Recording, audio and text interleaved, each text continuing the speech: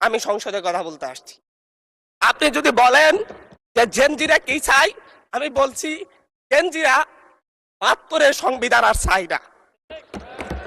আপনি যদি বলেন জেনজিরা কি চাই, আমি বলতে এসেছি জেনজিরা এটাই চাই, স্বাধীনতার ৩০ বছর পরে জন্ম নিয়ে আমার মতো যারা সন্তানরা রয়েছে তারা কেন ভোটাধিকার পাই নাই তার জবাব চাই। আমরা তো স্বাধীন বাংলাদেশে জন্ম নিয়েছি মাননীয় স্পিকার। আমাদের কি ভুল ছিল? আমরা তো নতুন মানচিত্র পেয়েছি, আমরা তো নতুন পতাকা পেয়েছি, আমরা নতুন সীমানা পেয়েছি। আমাদের পূর্বপুরুষরা 1971 সালে রক্ত দিয়ে আমাদের জন্য একটি নিরাপদ বাংলাদেশ গড়তে চেয়েছেন, কিন্তু আমরা কি সেই নিরাপদ বাংলাদেশ পেয়েছি? আমরা রক্ত জড়িয়েছি বলে আপনারা আজকে সংসদে প্রধানমন্ত্রী স্বরাষ্ট্রমন্ত্রী হয়েছেন। এই বিশ্বাসঘাতকতা মাননীয় স্পিকার, এই রাষ্ট্র আর সইবে না। আমি এই ইলেকশনে ভোট ডাকাতি দেখেছি। এর প্রার্থীরা জমা দিয়ে এলাকায় গিয়েছে প্রচারণা করতে, তিনবার হামলা শিকার হতে হয়েছে। মাননীয় স্পিকার, আমি বুঝতে পারছি না শ্রমিকদেরকে রক্ষা করতে পারতো, তাহলে ৭২-এর সংবিধানের আলোকে আজকে আমাদের এখানে থাকার কথা না। আমি শফিকুল ইসলাম মাসুদ, আমার এখন জেলখানায় থাকার কথা। সংবিধান যদি মানতে হতো তাহলে আমাদের মাননীয় প্রধানমন্ত্রী বাংলাদেশে থাকার কথা না, ওনার দেশের বাইরে থাকার কথা। সংবিধান মানতে হলে বর্তমান স্বরাষ্ট্রমন্ত্রীর এখন দেশের বাইরে থাকার কথা ছিল।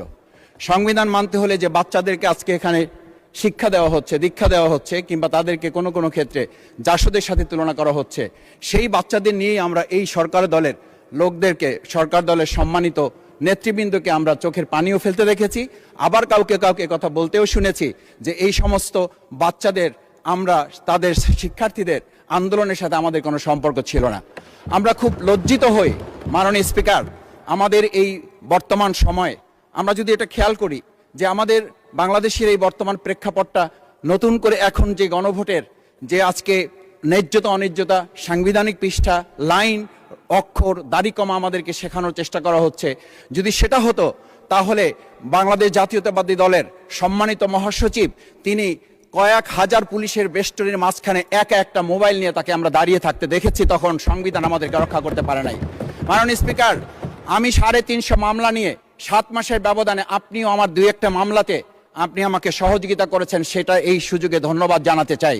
আমার 350 মামলা জামিন করতে 7 মাস সময় লেগেছে, আমার বের হতে সময় লেগেছে 4.5 বছর। আমি সেই 4.5 বছরে 3বার রিঅ্যারেস্ট হয়ে 2বার গুম হয়েছি।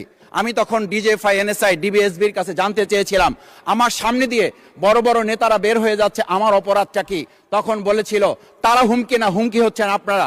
আমাদেরকে যখন শেখ হাসিনার শেষ সরকার নিষিদ্ধ করেছিল তখন তারা 14 দল মিটিং করে বলেছিল এই জামাত শিবিরই হচ্ছে সবচেয়ে বড় সমস্যা, তাদেরকে নিষিদ্ধ করলে এই আন্দোলন থেমে যাবে। আজ একটা কথা পরিষ্কার বলতে চাই, এই গণবিপ্লব নিয়ে আমাদের মাথা ব্যথার মূল কারণ হচ্ছে এখানেই শেখ হাসিনা আমাদেরকে যথার্থ টার্গেটটা করেছিল। সেই টার্গেটের মূল লক্ষ্য ছিলাম আমরা। আমাদেরকে বলা হয়েছিল একটা গুলি করলে একটা সরে বাকিগুলো লড়ে না, সেই লড়ে না লোকগুলো ছিলাম আমরা মাননীয় স্পিকার, যার কারণে আমাদেরকে তারা ভয় পায়। আমরা এখন বর্তমান সময় ভিডিও দেখতে পাই যেই শেখ হাসিনা বাইরে থেকে বলেছিল আমরা এই দলকে ভোট দিতে বললাম, আর সেই দল আমাদের সাথে আবার বিশ্বাসঘাতকতা করেছে। আমরা সেই শেখ হাসিনার বক্তব্য শোনার পর আমরা কাউকে আজকে এখানে বলতে শুনে নাই শেখ হাসিনার ওই বক্তব্য সঠিক নয়। এই মানুষ প্রতারিত হয়েছে, বেইমানি করা হয়েছে। আবার যদি গণভোট, জুলাই সনদ নিয়ে এই জাতির সাথে প্রতারণা করা হয় তাহলে মূল্য দিতে হবে, শুধু নয় আবার আমাদেরকে 17 বছরের সেই জেল জুলুম, নিপীড়ন, গুম খুনের জায়গায় আমাদেরকে ফিরে যেতে হবে। আমি মনে করি পরিষ্কার বক্তব্য, গণভোটের প্রতি সমর্থন না জানিয়ে জুলাই সনদকে যদি আজকে ইগনোর করা হয় তাহলে আমাদেরকে কিন্তু আবার সেই গুম খুনের আয়নাঘরের দিকে আমাদেরকে ধাবিত করা হবে। আমি মনে করি গণভোটের বিরোধিতা করার অর্থ হচ্ছে আমরা আয়নাঘরকে সমর্থন করতে চাই। গণভোটের বিরোধিতা করা মানে হচ্ছে 70% মানুষকে আমরা অন্যায্যভাবে তাদেরকে আবার ধিক্কার জানাতে চাই। আমি এখানে স্পষ্ট বলতে চাই, আপনারা যেমন 51% সমর্থন নিয়েছেন, 70% প্রায় জনগণ কিন্তু আমাদের মাননীয় সড়ক মন্ত্রী ঈদ যাত্রা সম্পর্কে একটা বিবৃতি দিয়েছেন। সেখানে তিনি বলেছেন যে ঈদ যাত্রার স্বস্তি ছিল। তো ঈদ যাত্রার স্বস্তিটা একটু আমি আপনাদের সামনে বলতে চাই আপনাদের মাধ্যমে। আমাদের আর বিআরটি এর রিপোর্ট অনুযায়ী এই ঈদ যাত্রায় 170 জন মারা গেছে, আর হলো যাত্রী কল্যাণ সমিতির রিপোর্ট অনুযায়ী 370 জন। এরপরে আমরা দেখলাম যে দৌলতদিয়া একটা আস্তবাট বাস পানির নিচে চলে গেল। এখন আমাদের সড়ক মন্ত্রী, মাননীয় সড়ক মন্ত্রী বললেন যে স্বস্তি যাত্রা ছিল। তখন আমার প্রশ্ন হলো যে আর কত লোক মারা গেলে তিনি অস্বস্তি বোধ করবেন?